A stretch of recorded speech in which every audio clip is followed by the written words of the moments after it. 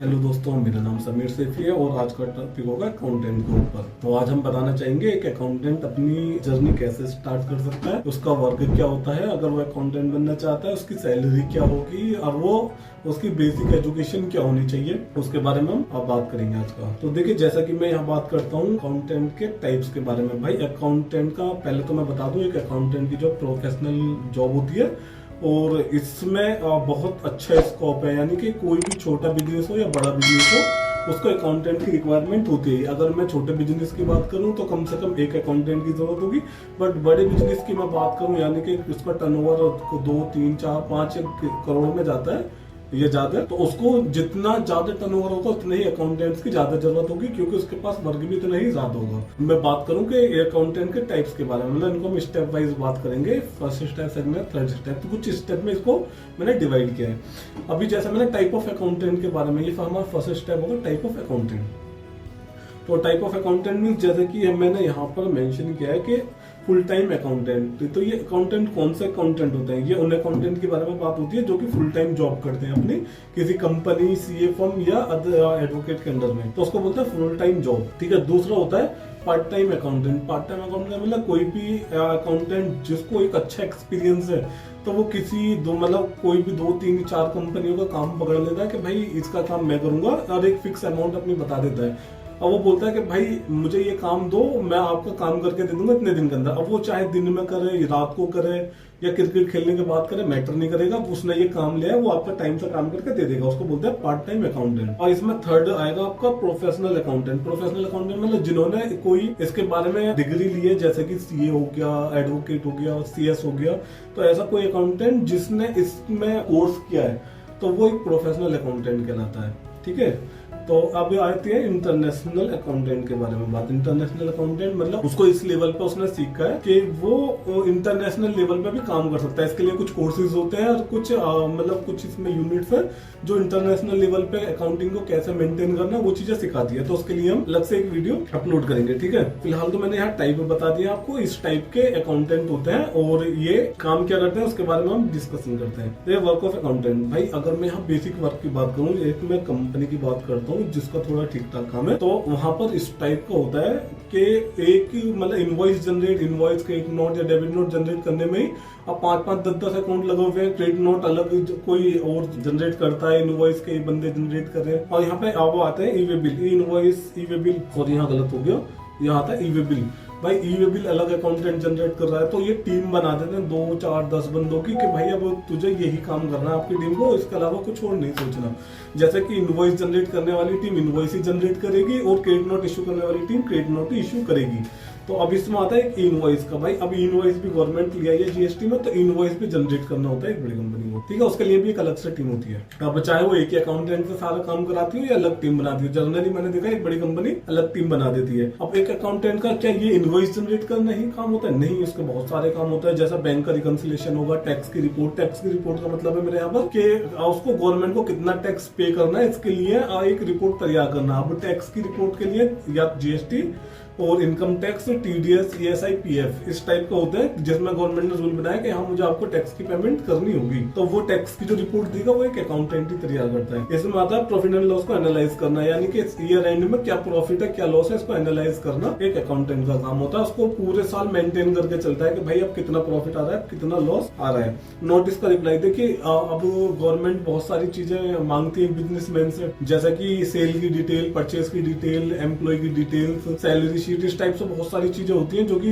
Government को details हमें provide करनी होती है। अब उसमें कोई भी डाउट आएगा तो जो भी गवर्नमेंट ऑफिसर है वो नोटिस भेज देगा और उसमें कुछ डिटेल्स मांगेगा कि मुझे यहाँ डाउट है और ये डिटेल्स मुझे चाहिए। तो उसका जो डिटेल्स उसको प्रोवाइड कराना और वहां पर अपने जाके बताना कि कहाँ पर क्या चल रहा है, वो सभी चीजें एक अकाउंटेंट करता है। और यहाँ पर आ गया कैसे उसको पेमेंट करनी है, ये बता payment to government by the portal, मतलब उसको पेमेंट कैसे करनी है, उसके लिए पोर्टल दिया गवर्नमेंट ने, उसको वो पोर्टल के थ्रू गवर्नमेंट को पेमेंट कर देता है। कंप्लायंस भी मैंने यहाँ मेंशन किया। कंप्लायंस मींस होते हैं जैसे जीएसटी, टीडीएस, पीएफ, ईएसआई, एमसीई, ये एक पोर्टल वेबसाइट होती है जिनपे मतलब एक अकाउंटेंट जिसके थ्रू कंप्लायंस पूरे करता है, जो गवर्नमेंट की रिक्वायरमेंट है उसको पूरा करता है। अब जैसे मैं जीएसटी की बात करूँ, सेल परचेज की डिटेल बताना और जीएसटी की पेमेंट करना, जो ये मंथली होती है, क्वार्टरली भी होती है। अब अगर मैं बड़ी कंपनी की बात करूँ तो मंथली होती है। ठीक है। जैसे टीडीएस हो गया, ईएसआई, पीएफ हो गया, तो इसमें कंप्लायंस होता है, ये सब अकाउंटेंट पूरा करता है। अदर मैंने इसलिए रखा है इसको क्योंकि इसमें यही काम नहीं है, बहुत सारे काम है, सर्टिफिकेट एमएसएमई जनरेट करना, बहुत सारे काम होते हैं अकाउंटेंट के।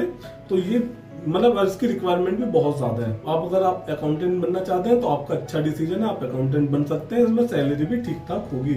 अभी मैं इसमें बात करूं, अगर आप अकाउंटेंट बनना चाहते हैं तो आपको बेसिक नॉलेज या एजुकेशन आपकी क्या होगी। तो उसमें देखिए बेसिक नॉलेज की मैं बात करूं, कम से कम बीकॉम एमकॉम तो होना ही चाहिए। अगर आप अच्छी नॉलेज लेना चाहते हैं तो आप सीए भी कर सकते हैं, सीए सीएमए हो गया वो कीजिए और आप प्रोफेशनल अकाउंटेंट बन जाइए। अब इसमें मैं एजुकेशन की मैंने बता दिया आपको। दूसरी बात करता हूँ बेसिक अकाउंटिंग। देखिए मैंने बीकॉम इसलिए बोला है, 11th 12th बीकॉम इसमें ही सब कवर हो जाता है कि भाई क्या अकाउंटिंग में क्या होना है। अब जैसे जर्नल हो गया, लेजर क्रिएट करना हो गया, फाइनेंशियल स्टेटमेंट बनाना हो गया, बैंक रिकंसिलिएशन स्टेटमेंट, इसमें एरर आता है उसको रेक्टिफाई करना।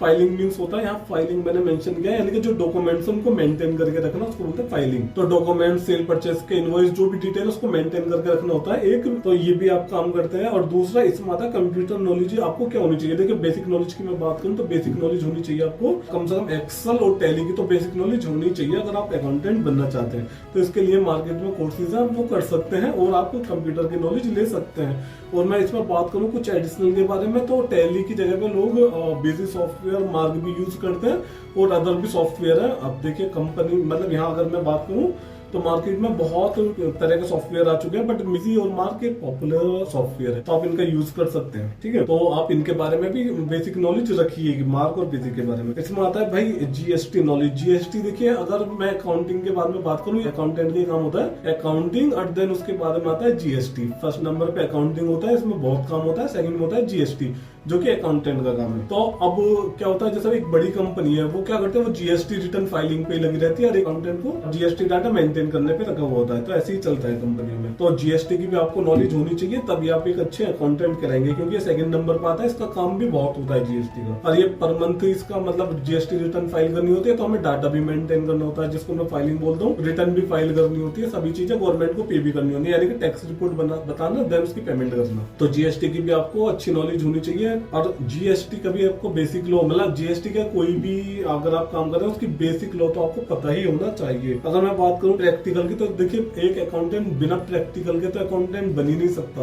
क्योंकि थ्योरी का एक अलग ही टाइप होता है, बट एक अकाउंटेंट जब तक उसको प्रैक्टिकल नहीं आएगा वो एक अच्छा अकाउंटेंट नहीं बन सकता। थ्योरी से ओनली बेसिक क्लियर होता है, ये पता लगता है कैसे कर सकते हैं, बट करना कैसे है वो उसके बाद में प्रैक्टिकल जब हम करेंगे किसी अकाउंटेंट या सीए के अंडर में काम करके या एडवोकेट के अंडर में काम करके, तो हमें पता लग जाएगा कि हाँ जी ये काम कैसे किया जाएगा। हम बात कर चुके हैं देखिए टाइप ऑफ अकाउंटेंट के बारे में और इसका वर्क क्या होता है और इसकी बेसिक एजुकेशन क्या होनी चाहिए। अभी मैंने प्रैक्टिस की बात करी, तो उसको प्रैक्टिकल कैसा आएगा, प्रैक्टिस उसे कहाँ मिलेगी। प्रैक्टिस मिलेगी सीए फर्म के अंदर में काम कर सकता है, एक एडवोकेट के अंदर काम कर सकता है, या सीनियर अकाउंटेंट के अंदर में काम कर सकता है। देखिए अभी अगर आपको कोई भी पे करेगा वो आपके अच्छे काम के लिए पे करेगा, तो आप ट्राई कीजिए आप जो सीख रहे हैं वो अच्छे से अच्छा सीख सकें। अभी मैंने सुना है कि भाई सीए फर्म में, मतलब मैंने एक वीडियो देखा था कि भाई सीए के अंडर में काम ही नहीं करना चाहिए, तो ये गलत है। सीए के अंडर में काम करोगे आपको ज्यादा नॉलेज मिलेगी, क्योंकि वहां पे सब चलता है, जैसे नोटिस हो गए, जीएसटी रिटर्न, इनकम टैक्स, ये सब चलता है। तो अगर आप सीए के अंडर में काम करते हैं तो एक आप अच्छे एडवोकेट बन सकते हैं।